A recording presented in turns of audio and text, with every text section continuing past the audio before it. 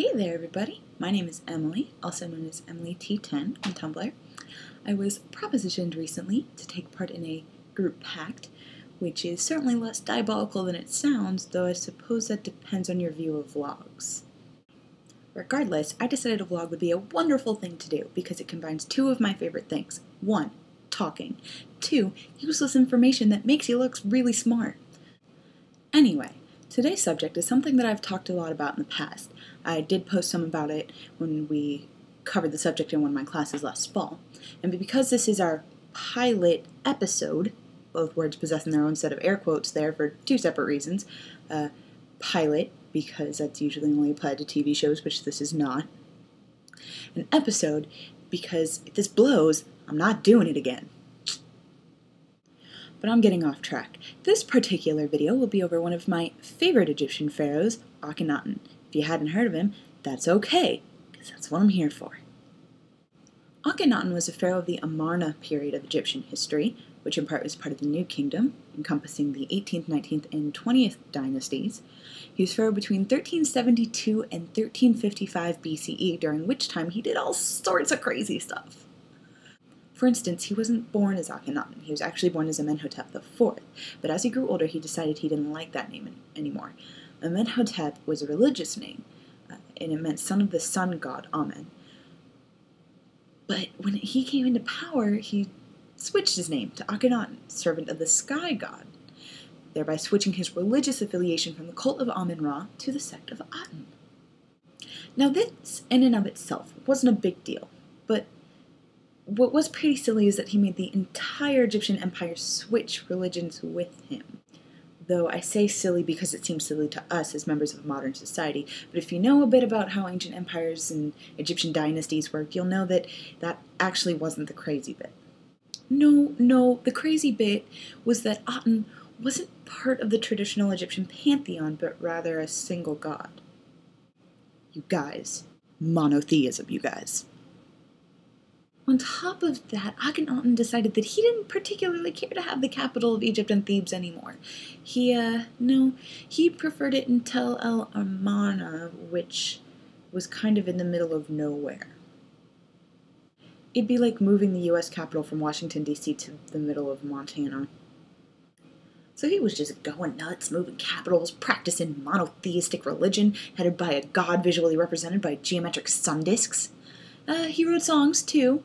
In fact, Akhenaten's Psalms to Aten are the earliest recorded examples of monotheistic literature. Not the Bible or the Torah.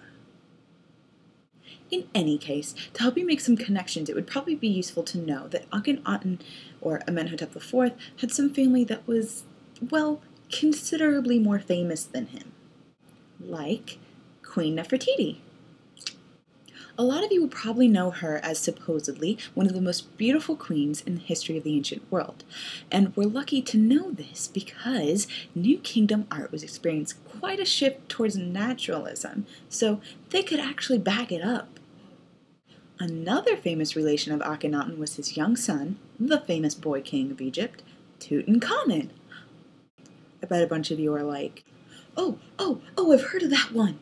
Scholars believe that Tut wasn't his original name either, but due to all the unrest caused by his father's forced religious shifts and his advisors, they probably changed it when he changed the official religion back to what it was before his father was in power.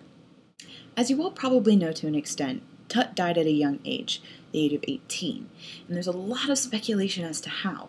Some people, conspiracy theorists, think that he may have been murdered. However, a more mainstream theory is that both he and his father suffered from Marfan syndrome, a genetic disease passed down through the family. Yay, inbreeding!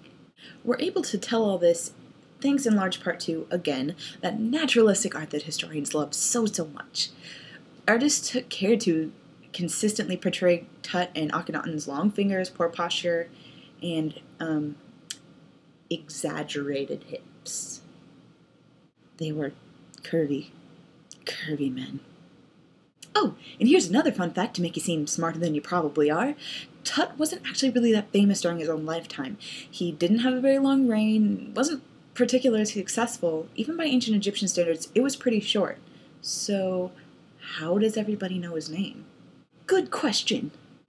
As far as we can tell, it stems from the highly publicized discovery of his tomb by British archaeologist Howard Carter in 1922.